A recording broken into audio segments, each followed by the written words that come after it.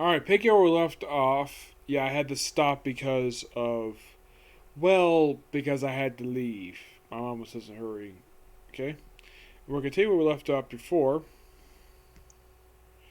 With talking about The Last Rites of Gotham, a two-part mini crossover that started with Detective Comics 851, and part 2 was done in Batman 684. Mm-hmm. Yep. Now, with this particular two-parter, this is set directly after the events of Final Crisis. It's pretty much a eulogy two-parter that pretty much in a way kind of lays some tiny bit of groundwork for the series going forward for the next 2 years. And here's the thing. You have Dick Grayson in the series. Now, in the case of this particular issue right here, 851, this is actually the first time, at this point in time, the first time an issue of the Detective Comics that didn't feature the Bruce Wayne Batman. At this point in time, for the first time since Detective Comics issue the last time it officially happened was Detective Comics number 26. That was the last official time that Batman had not been featured in Detective Comics. Yes, this was the first time ever this happened. Now, this two-parter is written by Denny O'Neil, and the artwork is done by Gilliam March. Gilliam March, some people may be familiar with this guy's artwork due to his artwork on the series Catwoman. And, wow, this artwork is so good. Yes, so good. Mm-hmm. Yes, The Last Rites is simply put like a two-part epilogue also to Batman R.I.P. And with this, basically, in this one, we have sort of basically a flashback to a woman who is kind of seen present day. And of course, we have this woman called the face of Gotham. And it's an issue, sort of that features Two-Face. Yes, Two-Face. Mm-hmm. Of course, that's just the first issue. And of course, you have pretty much Jim Gordon basically trying to contact Batman, but he's not coming. So you have Dick basically going there. Yes. Going to whatever crime basically is going on as Nightwing. As Batman, as Nightwing. We deal with some criminals. And live with a cliffhanger with one of the places, with the place that a guy got set on fire, where Dick gets set on fire. Leading into, if I can find the issue here. Leading directly into Batman 684, which I gotta get this advertisement here.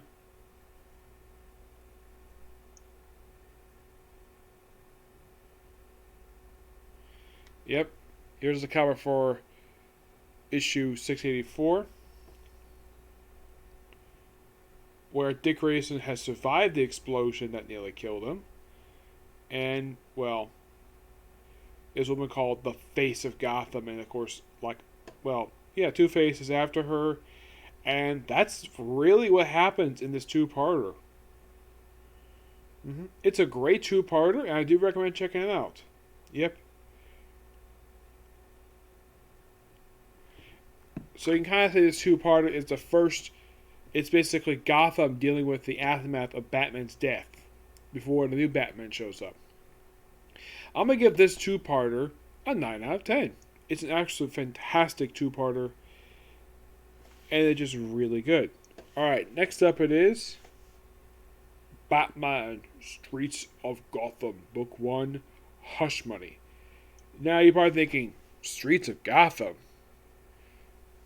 Now, this is not a very known Batman series per se. When people think of Batman series, people think of Detective Comics, Batman, Batman and Robin. People think of Batman Legends Dark Knight, Shadow of the Bat, Nightwing, Robin, Catwoman. Excuse me.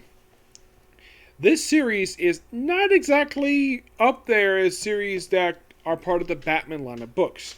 It was, however, the very first Batman title that was launched during the whole Rebirth thing, and Dick Grayson Batman is in this series. It's the only Batman title. Now, this was the first new one they had launched just after the events of Battle for the Cow. As a matter of fact, actually, it was one of two that was based, actually one of three new number ones they launched. It was this one, Birds of Prey, and Azrael. But this is the first original title that was not, let's say, a revival or a relaunch. Yep. Now, the first two issues in this trade.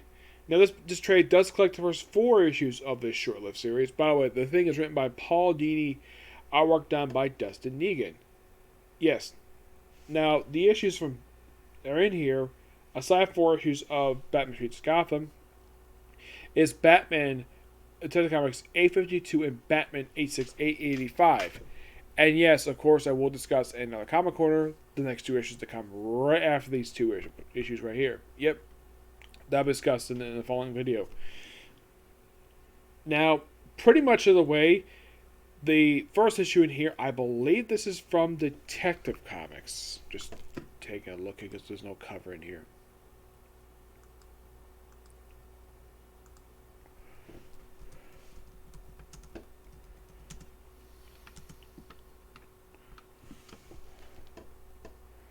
No, it's not this one. This is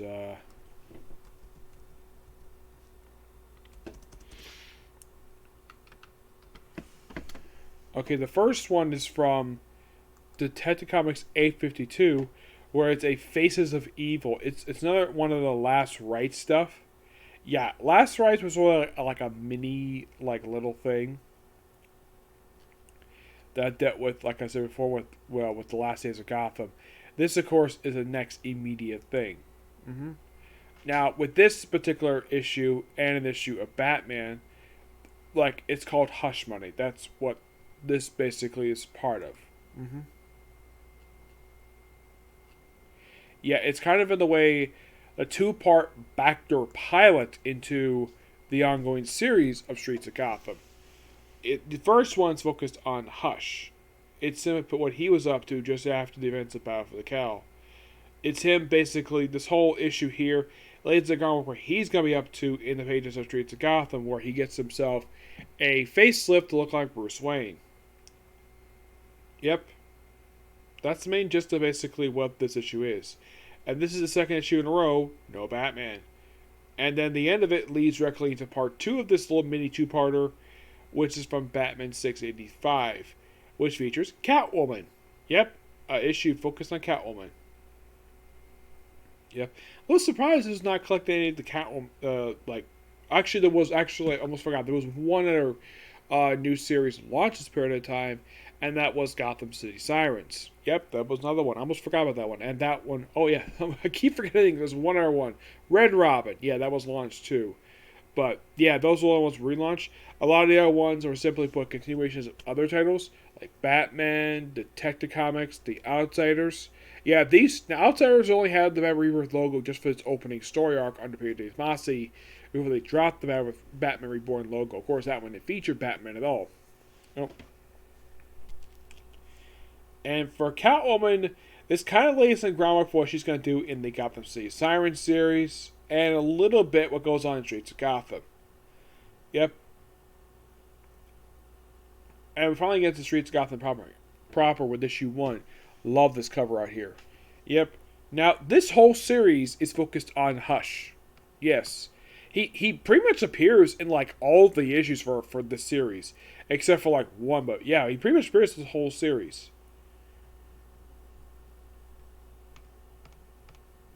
Yeah, we first start off with Harley Quinn. Yes, Harley Quinn beating up some guys and, well,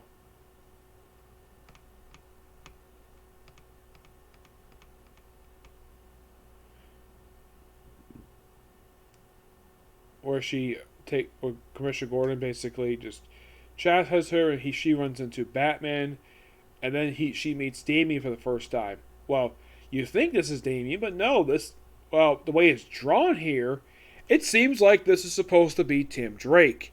But yeah, this is supposed to be Damian. But the way Dustin Negan draws him, it's like this is supposed to be, well, yeah, the way it's drawn here, it seems like it's supposed to be, well, Tim Drake, but it's actually Damian. Yeah, People might mistake that due to the fact that his hair is way too similar to that of, well, Tim Drake. Yeah. So basically, we also have appearance by frickin' Firefly, the guy who loves fire. Yep. Now, I will mention something that this trade did not include in this trade. As a matter of fact, it was actually going to be a trade that collected the backup feature for the series. Yes, the series had a backup feature that ran for most of the series except for the last 2 issues. I will discuss that in a minute. Yep, we do like human combustible stuff. And here's a close-up of how Dustin Egan draws Damian Wayne. And you're probably thinking, wait, why the heck does he have Tim Drake's face? Well, that's how he draws him. I have no idea why. Also, with the cover is basically making you think that based on Batman's build, that this is supposed to be Bruce Wayne Batman, even though he's not here. Yet, for some reason, Dustin Egan decided to draw on the covers of Streets of Gotham. Look at this. This is issue 2. I mean, based on his build, you're probably thinking that must be Bruce Wayne of the mask. Nope, that's supposed to be Dick Grayson. Dick Grayson is not this bulky. He is bulky, yes, but he's not that bulky. He's not a bodybuilder. He does keep in shape, per se, but he's not massively huge like Bruce Wayne is. And despite the fact this is called Hush Money, Hush doesn't even play really a role in this first story arc. Not really, no. We have Firefly and Black Mask. We have a Batmobile. Not the regular Batmobile, shows the Batman and Robin. This looks like one of the classic Batmobiles. Yeah, that's been redesigned. And of course, the Batman going after Firefly, Robin deal with other stuff, and then we have Damian and him contacting potentially other superheroes. What we see on this comparison, we see Superman, Wonder Woman, Zatanna, Catwoman, Green Arrow, Black Canary, Metamorpho, Talia, and of course there's a Hal Jordan Green Lantern. But as for who this is one behind him, I'm not really sure who that is. It could be, I don't think it's Tarantula. No, but the costume is not Tarantula. I mean, it could be the Huntress. That's a distinct possibility. It could be the Huntress. I'm not really sure. Let's see. No, that can't be Vixen. Okay, apparently that's supposed to be... No, not Kate Spencer. No. Let's see.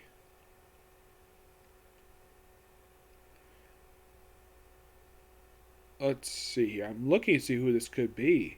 Like, who could this woman be? It's not Wonder Woman. Talia is the down in the bottom. Oh, it's Zatanna. Let's see.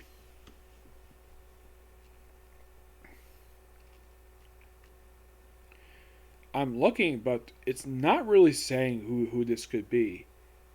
It could be no, it can't be Dr. Light. Based on the mask, no, it can't be Dr. Light. Let's see. It's not Kate Spencer. No, she does appear in the story. We'll get to that. I don't know who this is supposed to be. It can't be Catwoman. No. Who this woman is, I don't have any idea. Yep. So, yeah, we see a potential return of Bruce Wayne, but it's not Bruce Wayne. It's Tom Elliott posing as him. Yep. And yeah, that's pretty much the premise of the series. Is simply put, Hush posing as Bruce Wayne, while Bruce Wayne is basically missing. Well, the real Bruce Wayne is missing. Yeah, and of course, they confronted about it as Batman and Robin.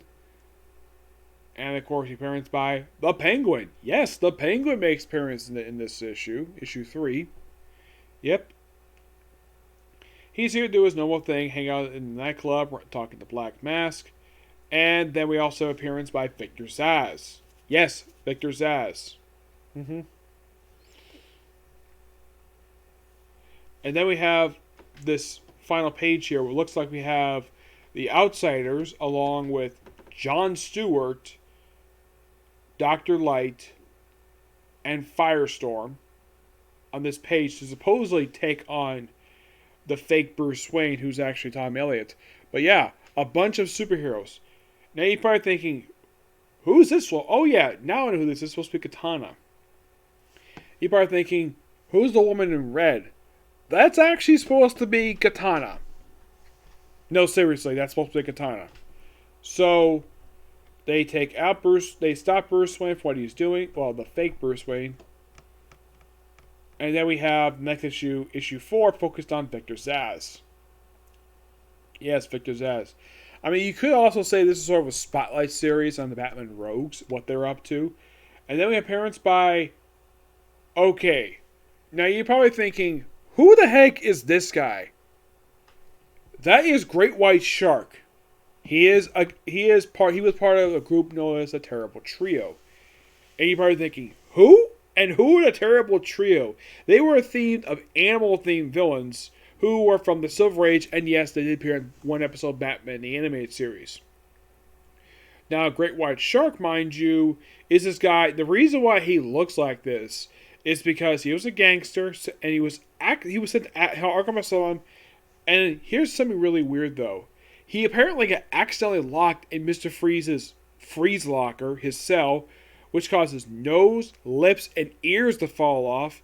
And he also took a blade, like a piece of metal, and sharpened his teeth down to frickin' shark teeth. And that's the reason why he looks like this.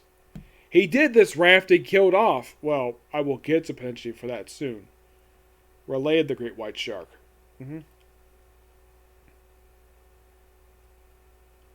Yep, we have appearance by the Riddler in here. But yeah, no appearance by Batman this issue. Not really, no. It's mostly focused on, well, not no appearance by Batman. It seems like he's a minor character in the series. Yep, and then the last, well, that was issue 3. Yeah, that was issue 4. And that's where the thing ends. Him basically punching a guy, and that's it. I gotta say, for these first 2 issues, they're good, definitely. I'm gonna give the book roughly a 9.5 out of 10. Pure fun. Love it. So yeah, that's it for Single Review. Next one's going to be 2 more digital trades for Green Lantern, okay? You find the interested in a minute, okay? So next video. Bye.